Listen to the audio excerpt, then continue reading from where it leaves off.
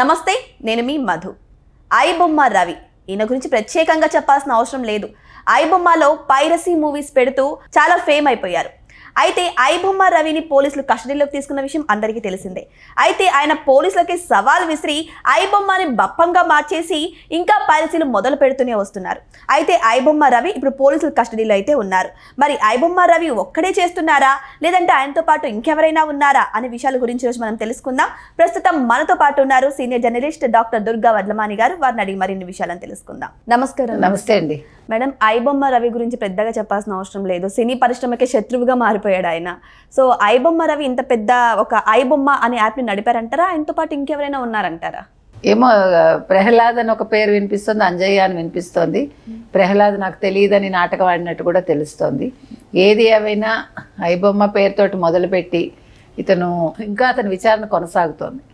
ఎందుకు కొనసాగుతోంది అంటే, ఇప్పుడు అతను వదిలేయటం కూడా కష్టమే, ఎందుకంటే వదిలేస్తే మళ్ళీ దొరకడు.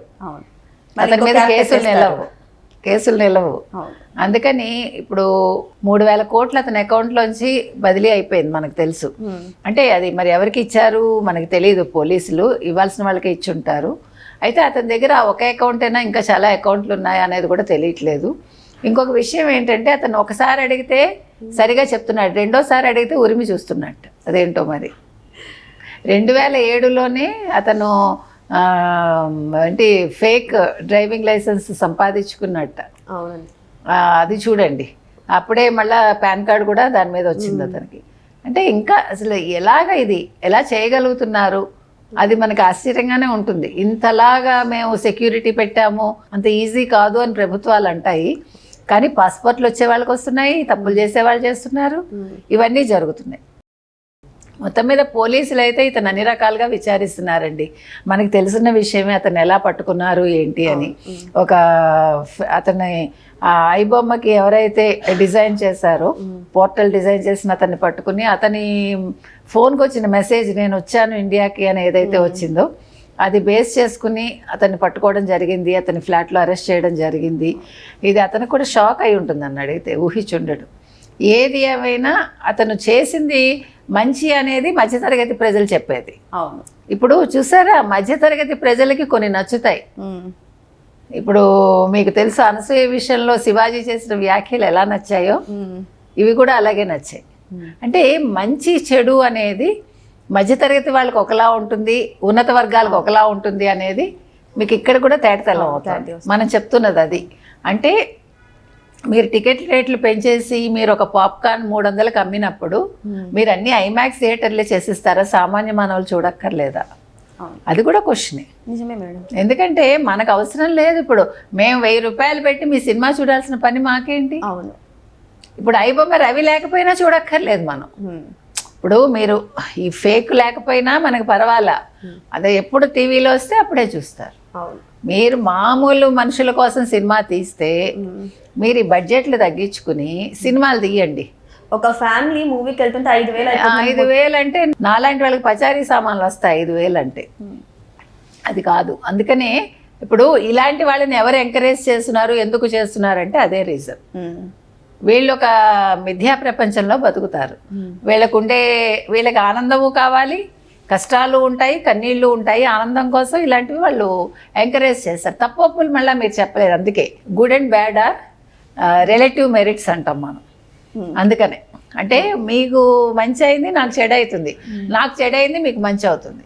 ఇప్పుడు అనసూయ లాంటి వాళ్ళు మధ్యతరగతి అమ్మాయిగా ఉన్నప్పుడు ఇదే శివాజీ మాటలు నచ్చుండొచ్చు. ఇప్పుడు ఆవిడ హై సొసైటీకి వెళ్ళాక ఆవిడకి ఆ మాటలు రుచించట్లేదు. ఆవిడ నిన్న కూడా ఒక వీడియో పెట్టినట్టున్నారుగా, మా ఆయన్ని ఆడిపోసుకుంటున్నారు మీరు, డబ్బుల కోసం చేస్తున్నాను అంటున్నాను. అది మీకు ఆయనకి తెలియాలి, అది నాకు అనవసరం ఆ విషయం. కానీ నేను అది మాట్లాడటం లేదు. కాకపోతే ఏంటంటే కొన్ని అనవసరమైన రాద్ధాంతాలు చేయకూడదు. ఇవాళ ఐబొమ్మ రవి విషయంలో అందరూ కోరుకున్నది ఏంటంటే అతనికి శిక్ష వేయొద్దని. ఇప్పుడు ఏ బేస్ ప్రకారం శిక్ష వేస్తారో మనకు తెలియదు. డబ్బులు వెనక్కి తీసేసుకున్నారు, వదిలేయండి. ఇప్పుడు మీరు మాల్యాన్ని రప్పించగలిగారా, లేకపోతే మరొకళ్ళని రప్పించగలిగారా? అంటే ఉన్న వాళ్ళకో న్యాయం, లేని వాళ్ళకి ఒక న్యాయం అనేది ప్రజలు అడిగేది. మా ఆనందం కోసం చేశాడు అతను, మాకు నచ్చింది. మరి వాళ్ళందరూ దోచేసినప్పుడు ఇప్పుడు ఎంతమంది బ్యాంకులు దోచి బ్యాంకు దివాళా తీసేలాగా చేసిన వాళ్ళు ఉన్నారు. వాళ్ళందరూ సంఘంలో బతుకుతున్నారు కదా. వాళ్ళందరినీ మీరు ఆదరిస్తున్నారు కదా, వాళ్ళందరినీ సెలబ్రిటీలు అంటున్నారు కదా. మరి ఈ అబ్బాయి ఏం చేశాడనేది జనాలు ఏది ఏమైనా ఇవాళ పోలీస్ డిపార్ట్మెంట్ చేయాల్సింది చేస్తోంది. కానీ అతన్ని ఎలాగ డబ్బు తీసేసుకున్నారు కాబట్టి అతను వదిలేయమని ప్రజలు కోరుకుంటున్నారు. మరి కేసు ఎక్కడి వరకు వెళ్తుందో వేచి చూద్దాం.